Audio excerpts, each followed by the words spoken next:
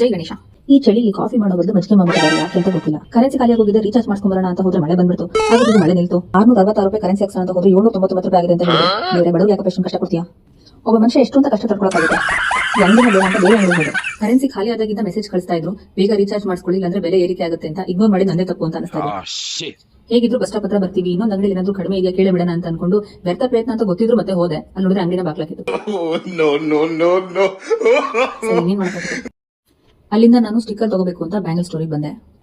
ಎಲ್ಲ ನನಗೆ ಬೇಕು ಅನ್ನೋ ಕಾಲ ಆಯ್ತು. ಅಂತರಲ್ಲಿ ಒಬ್ಬ ಹುಡುಗ ಎಲ್ಲ ಟಾರ್ಚ್ ಆನ್ ಮಾಡಿ ನೋಡ್ತಿದ್ದ. ಪ್ರತಿಯೊಬ್ಬ ಕಸ್ಟಮರ್ಗೂ ಹೆಲ್ಪ್ ಮಾಡಬೇಕು. ನಿಮ್ಮ ಉದ್ದೇಶ ನನಗೆ ತುಂಬಾ ಇಷ್ಟ ಆಯ್ತು. ನಾನು ಅಟ್ಲೀಸ್ಟ್ ಯಾರಾದ್ರೂ ಒಬ್ಬರಿಗೆ ಇದನ್ನ ಹೆಂಗ್ ಚೆಕ್ ಮಾಡೋದು? ಬೇಡ, ಇವಾಗ ನಾನು ದೇವಸ್ಥಾನಕ್ಕೆ ಹೋಗೋದಕ್ಕೆ ಅಂತ ರೆಡಿ ಆಗ್ತಾ ಇದ್ದೀನಿ. ಜೊತೆಗೆ ಒಂದು ಮದುವೆ ಇದೆ.